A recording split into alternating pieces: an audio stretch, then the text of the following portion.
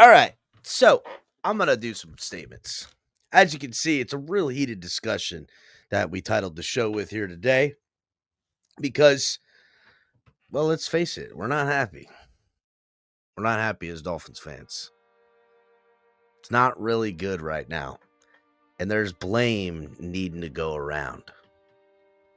And whether it's Mike McDaniel's fault, which something neither of you two are talking about, because Cutler pointing out that the same things we worried about when drafting Tua, arm, playing late in the year, cold weather games, these are the same things we've been hearing every year since we got him. Injuries, same things.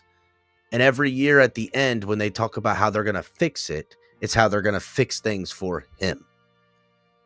Ali is correct because it's Chris Greer that's got his name at the top of these lists. Ultimately, as a manager, probably falls to you and should be. And he's been around here a long time to where he should have probably known better than to stick with a quarterback like Tua Tagovailoa. And ultimately, if you said that Tua's got to go, and because Tua's got to go, Greer's got to go, or Greer's got to go because of Tua, and they both got to go, I see that as a potential outcome. But where's the bridge? How did we get here? Well, a starry-eyed offensive coordinator slash run game guru slash McDrip came in with his designer sunglasses and his super cool clothing and his cool little hand and the shoes with no socks that we could see his ankles because his pants are high waters. Ooh, ladies love it. The ladies love it. Mick cool. I couldn't pull off all that stuff that he's wearing. Honestly, would make me super uncomfortable to wear what Mike McDaniel is showing up on game day for. I don't feel comfortable in stuff like that. I'm not into wearing a $500,000 watch and, $4,000 sunglasses and $10,000 shoes. I'm not interested in having a couple $100,000 worth of attire on me. Gotta imagine that that's distracting. Oh man, you stepped on my shoes. I don't want to ever think about somebody stepping on my shoes. That's just me personally. But it was this man, this starry-eyed individual that came from the West Coast, all the way from Hollywood, some say. This kid's a go-getter. That's what the word is. He's the next best thing, you see. He's the one that's going to... He's the new guru. He's not a guru. He's a McGenius. He's not a quarterback whisperer. He's a genius. Comes in with this compilation and says, I've got the you, Christopher Aloysius Greer. Don't worry, Tua Tagovailoa. Daddy's home. He convinced this ownership and management with the contingency.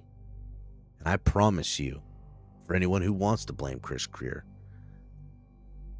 all of where we are today over the last 3 years was contingent on if its failures come to fruition. They don't fall at Chris Greer's feet. Now, you can debate on whether that's the right thing or the moral thing or what should be. But even as much as last year, publicly announced, admitted, confirmed by Chris Greer, by Mike McDaniel, by Tua Tagovailoa, that just as strong as a case Mike made to come to Miami and coach this team, could have had other coaching jobs. Everybody wanted Mike McDaniel. Biggest, hottest thing on the street. Huh. Chose Miami Dolphins because of Tua Tagovailoa. Now, Chris Greer sounds like he's off the hook. This guy came in here selling this stuff. And we liked it, and it was good. That snake oil made all them pain and aches and go away. But when the symptoms started to return, and when things went right, and we still came up short in 2023,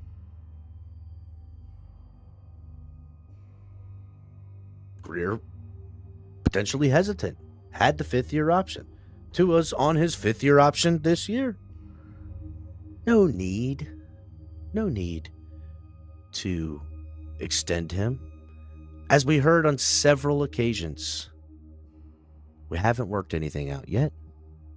We're working things with all sides and all angles, and all of the side stuff comes out. Now, Tua Tagovailoa and his friendship and everything that he's done. The market is what the market is, some would say. Show me the money. Others would boast her. Allowed, accepted, and thanked his good friend Mike McDaniel that has fought hard against the powers that be in management to get his way, Mike McDaniel's way, for his boy, Tua Tagovailoa. And Tua, on the field, the product itself, not performing. Has Mike McDaniel backed himself into a corner by going so hard in the paint for Tua Tagovailoa and it's going to work no matter what? Has he left himself some wiggle room that if the Dolphins were to decide to move off of Tua, that he would make it through? Has Chris Greer put enough distance between him and Mike McDaniel and how he has championed Tua as such? And Tua getting paid the money he is with the contract, long negotiations that was painful for everybody, us included, dealing with it out here. Damn it.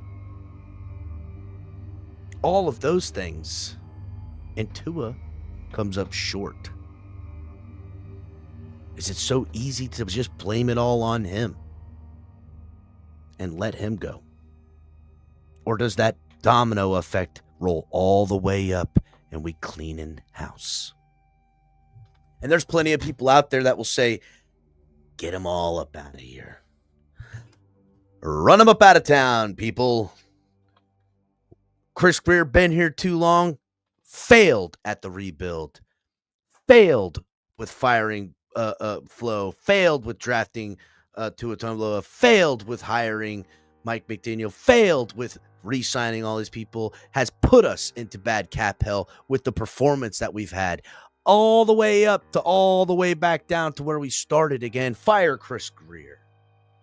Mike McDaniel, he's the one who brought us to this impasse. He's the one who took us off track. We had a whole second chance at life. And we saw what we liked from Mike McDaniel, but he swore to me, he swore to us all that Tua was him. Tua with the excuses, Tua with the injuries, Tua with the weaponry.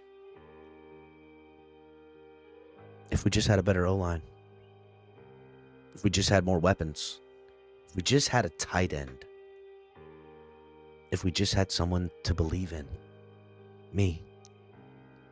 Because when I look in the mirror, I don't know if I believe in myself. If you give me someone that believes in me and give me weapons and give me more weapons and then to give me money, I'm only going to need an O-line and a run game and a defense and defensive playmakers and some turnovers and good coaching plays to design. So, where did it go wrong? Because I promise you, Dolphins fans, it's wrong right now. And although things look bleak, it gets bleaker. The only chance we got out is either wholesale changes be made, some drastic type of pivots are happening, or we're seeing 2024 and 2025 with less money and less assets and hoping that whatever young players under rookie deals and whatever we draft next year is going to be enough to elevate this team. Because I say to you, Dolphins fans, even if Chubb returns, even if Armstead comes in, we know what Chubb is, we know what Armstead is, and we know what Tua Tagovailoa is. They don't trade Tyreek Hill. He comes back. They go and get somebody else. You're still crap shooting it, baby. I don't mean that guy going to make up for whatever. You want to get O-line for Tyreek Hill? Well, who's taking his snaps? Who's taking his place? We didn't do that well with him this year, Capitan. Well, I don't know if you know or not, but everything's 10 fucking yards down the field. We'll get an offensive line now, Capitan. Well, now it's hashtag weapons for Tua. Round and fucking round, we continue to go with the fucking madness of shortcomings of why things aren't working out, rather than motherfuckers stand up and saying, I don't give a fuck about shortcomings. You got me, Dow. Where are those people's at? But let's not act like there is not a fourth culpable person in the failure of this rebuild. Who, you might ask? Who, Capitan? Could be the last person. It's Capitan, you're saying it's not Chris Greer? You're saying it's not Mike McDaniel? Oh, I don't know, Capitan. It's got to be Tua. Oh, probably right. Probably all three. McCullers said something a little interesting, something I was going to touch on. The reason why this team will say now we need an O-line. The reason why they continue to say it over and over and over again. The Miami Dolphins falling short late in the year. Is that Tua? Is that Mike McDaniel? I'll tell you who's to blame. The Miami Dolphins are to blame. It's the Miami Dolphins. Because if you were to go back to the 5th year of the Ryan Tannehill year and measure it up with the 5th year that we're having this year, to then measure the 4th with the 4th and the 3rd with the 3rd and the everything with the everything. Need more weapons so I can get a good look at this quarterback. Need a better coach so I can get a good look at this quarterback. Got a good look at this quarterback, but can't make a full assessment until get that defense figured out, because, I mean, that's not working. Oh, we need O-line. Oh, we need this. Oh, we need everything every fucking year with this organization. Because this isn't new for the Dolphins. Late season collapses. This isn't new. Being mediocre. This isn't new. None of it is. Y'all think it just looks and feels new now. We have been spiraling on this hamster wheel. We ain't even running on it no more. You know when two hamsters are running on a hamster wheel and one's running on it and the other gets stuck and he just fucking going around in it like this? We're the second hamster now, Dolphins fans. This organization is the second hamster. Fuck, it's bad enough being the hamster on the wheel. We the second one, stuck in the wheel, spinning around. What an embarrassment. For those that are Tua lovers, they pray to the altar of Tua when they say get an O-line. They're not wrong. When they say the O-line's the problem. When they say Mike McDaniel blowing games with bad clock management and, you know, this and that. That happens in game-by-game instances. Tua, when those that hate him, that are off of him, say this guy lost it all. There's games that he's done it. He just did. Tua didn't do enough to win us it. You damn right. He played safe underneath. They had freaking 30 passes, 15 yards or less. They didn't put nothing with air under it. When they say it with the counter, well, we need that O-line because this run game, we don't have balance. We don't have balance. I say the balance could cost you. And everything built up to this point was to have a high-flying passing attack. And maybe that's where Mike McDaniel went wrong. But Mike McDaniel is the best offensive coach we've had in decades. Everybody loves him. Yeah. Might be right. Play designer. Young coach. He needs time, Capitan. He needs time. He's still a young coach. He's got to figure it out.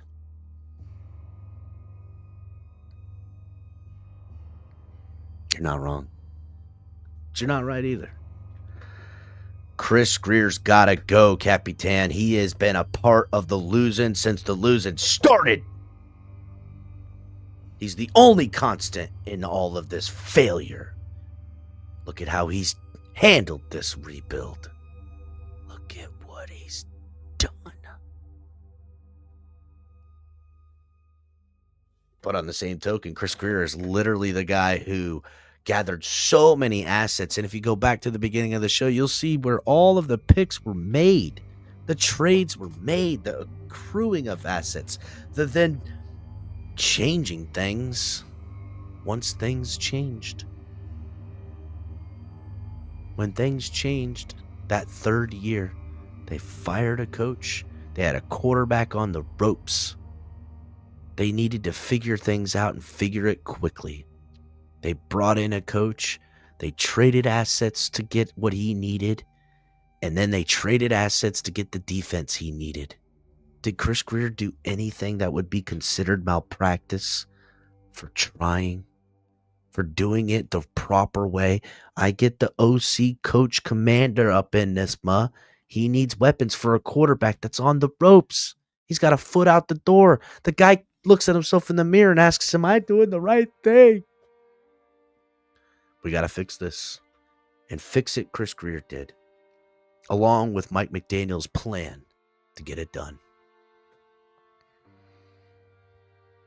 Got to get this defense fixed. It was a real problem at the end of the 2022 season. Let's go get Chubb.